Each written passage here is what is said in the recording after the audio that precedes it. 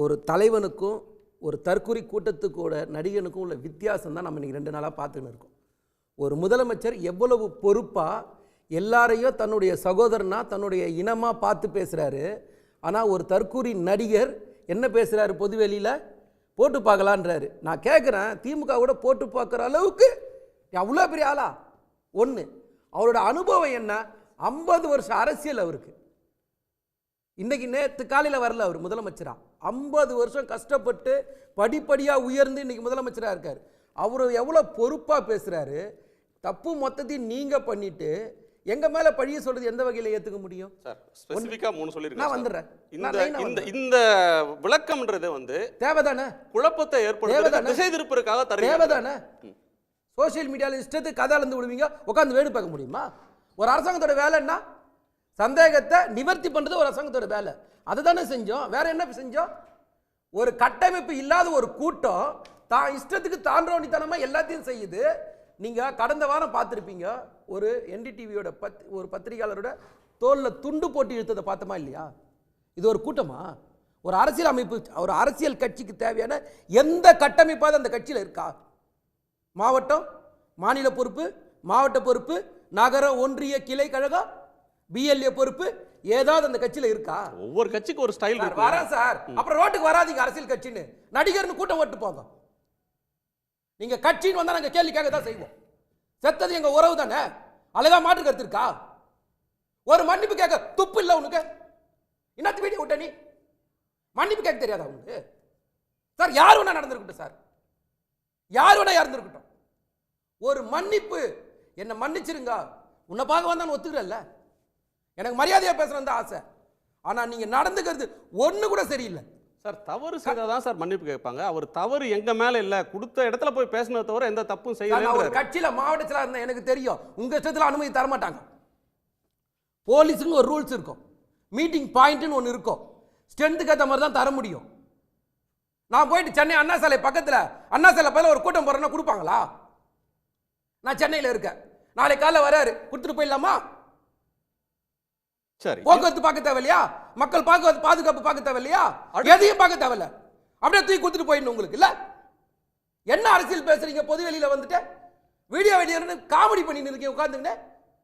பேசுற விதம் ஒன்று இருக்கு, மரியாதையா பேசணும், நாகரிகமா பேசணும், செஞ்ச தப்புக்கு முதல்ல மன்னிப்பு கேட்கணும், சரிங்களா? அது எதுவுமே இல்லாம அபத்தமா இன்னொருத்தர் மேல குற்றம் சுமத்திடலாம், தப்பிச்சு போயிடலாம் அப்படின்னா நீங்க சொல்ற மக்கள் நான் தான் சொல்றேன், அதே மக்கள் பார்த்துட்டு தான் இருக்காங்க.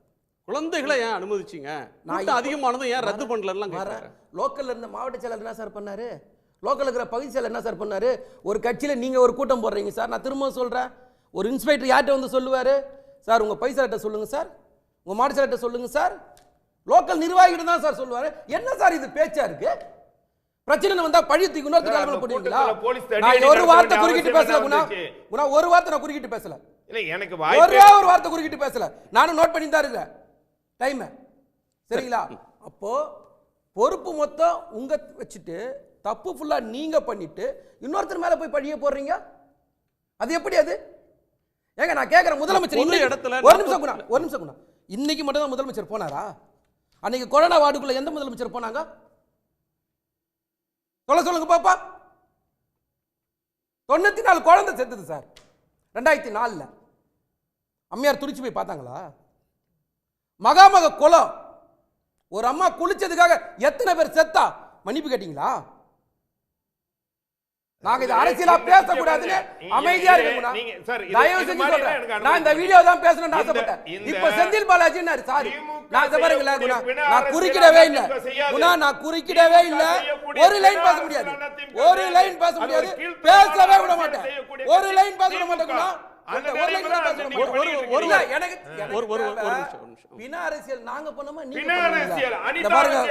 இதனால தான் இதே வேலை ஆட்டத்து கலைகளை ட்ரை பண்ணா நம்ம கிட்ட வேலை. மற்ற விருந்தினர்கள் இருக்காங்க, உங்க கருத்தை சொல்லுங்க, நான் அடுத்த லோக்கல் எம்எல்ஏ சார், லோக்கல் மாவட்ட செயலர் போனா அதுக்கு பேர் தான் அரசியல் கட்டமைப்பு. ஒரு தலைவர் தமிழ்நாட்டோட சென்னையில தலைநகரத்தில் இருக்காரு, ஏடிஎம்கே முன்னாள் எம்எல்ஏவும் போனார் சார், எம்ஆர் விஜயபாஸ்கர் தலைவர் அதே நேரத்துல தான் போனாரு, அதே ஏன் அதை ஆஸ்பத்திரி கேள்வி கேளுங்க? அது தவறு இல்ல. அதை கேள்வி கேட்கிறீங்க? முதல்ல ஏங்க, எங்களுடைய செந்தில் பாலாஜி போனா முன்னாள் கேள்வி கேட்க அமைச்சர் மாட்டீங்க? விஜயபாஸ்கர் தான் ஆனா போனாரு. அப்ப நான் கேக்குறேன், எம்ஆர் விஜயபாஸ்கர் இந்த கலவரத்தை தூண்டினார் நான் சொன்னா நீங்க என்ன பண்ணீங்க? ஏங்க நான் இது என்ன பிரச்சனை பிரச்சனை? என்னன்னா அப்ப வலிக்குதா? அப்ப அமைதியா இருக்கணும். அப்ப வலிக்குதா? எங்கேயுமே அப்ப அமைதியா அசம்பாவிதம் இருக்கணும். எனக்கு ஏற்படாம பாயிண்ட் பேசணும்னா, அன்னைக்கு எனக்கு செருப்பு பாயிண்ட் எப்படி மக்களுக்கு போய் வீசப்பட்டது, சேரணும். நீங்க பண்ண அயோக்கியத்தனம் அந்த மக்களுக்கு செருப்பு தெரியணும். பாட்டில் எப்படி திரும்ப வீசப்பட்டது, சொல்றேன், நீங்க பண்ண அதற்கு அயோக்கியத்தனம் நீங்கள் ரெண்டு மக்களுக்கு பேர் பேசுறது யார் போகணும். பேசுறதுன்னு கேட்காது, எனர்ஜி வேஸ்ட் நான் ஆயிடும், தெளிவா சொல்றேன். யாருக்கும் கேட்காது. ஒரு நிமிஷம் அவருக்கு பண்ண- நேரம் டைம் கொடுக்குறீங்க, நான் எனக்கு திரும்ப டைம் சொல்றேன். கொடுங்க. டைம் பார்த்து தான் இருக்கேன் குணா. நான் டைம் பார்த்து தான் இருக்கேன். சரி. அதாவது மக்கள் கிட்ட கண்ணுக்கு தெரிஞ்சு ஒரு கொலைக்கார ஒரு செயலை செஞ்சுட்டீங்க. நான் வார்த்தையை அடக்கி பேசணும்னு தான் பேசுறேன். கட்டுப்பாடை இழந்துருவேன். ஆனா இத்தனை குழந்தை இறந்ததுக்கு அப்புறமும் ஒரு சிறு துளி ஒரு மன குற்ற உணர்ச்சியே இல்லாம 3 நாள் கழிச்சு பேசுறீங்க.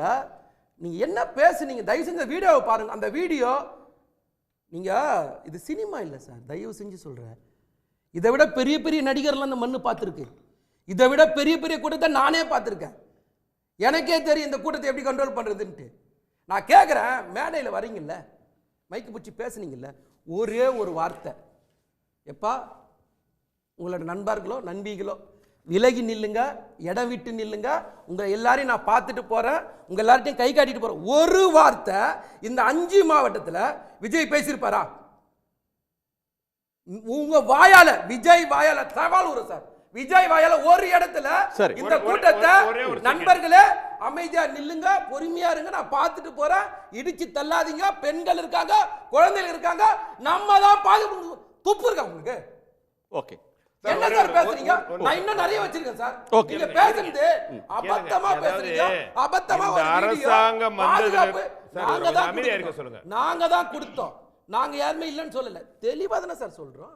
இந்த இடம் எங்க இருக்கோ, ஒரு மீட்டிங் பாயிண்ட்னா 4 பாயிண்ட் 4 தான் இருக்கும். அந்த 4ல ஒன்று தான் கொடுக்க முடியும். உங்க விஷயத்து அதுதான உதாரணம் சொல்லிட்டேன். அதே மாதிரி வந்து நீங்க இந்த அதிமுக இருக்காங்கல்ல, இன்னைக்கு திடீர்னு பாசம் விஜய் மேல வந்துடுச்சு. பிஜேபிக்கு திடீர்னு பாசம் வந்துடுச்சு. உங்க கொள்கை எதிரின்னு நீங்க, ஏதோ பாசிசம் நீங்க, மதவாதம் நீங்க, இப்ப எங்க சார் போச்சு அதெல்லாம்? சார் அதுல அரசியல் இல்ல சார். எது ஒரு விபத்து அரசியல்? நடந்தா, ஒரு விபத்து எது நடந்தா அரசியல்? ஆறுதல் சொல்றதும், பிணத்து மேல அரசியல் பண்றது அரசியலா? இல்ல விபத்து நடந்துருச்சுன்னா ஆறுதல் சொல்றது இயற்கை தானே சார். அப்ப மன்னிப்பு கேளுங்க, ஆறுதல் சொல்லுங்க, மக்களை போய் சந்திங்க. நீங்க வர வேணாம். 2ஆம் கட்ட தலைவர்கள், 3ஆம் கட்ட தலைவர்கள், 4ஆம் கட்ட தலைவர்கள் யாருமே இல்லையா கட்சியில? அதாவது ஒருத்தர் போய் ஒரு பால் பாக்கெட் ஒரு பிரஸ் கொடுத்து அதாவது பாத்துக்கிறீங்களா? அவருக்கு மக்களுக்கு பேச நான் ரைட் கேக்குறேன். கொடுத்தீங்கன்னா குற்றச்சாட்டு இதுதான் என்னோட கேள்வி. வாய்ப்பு நீங்க இன்னும் சொன்ன 3 பேர் குற்றச்சாட்டுக்கு தான் நான் பதில் சார், சொல்றேன். ஏன் சார் கத்திக்கிட்டே இருக்காரு? ஒரு செகண்ட் சார். நான் ஏன் கத்திட்டு நான் அமைதியா இருந்தேனா இல்லையாங்க? கேளுங்க.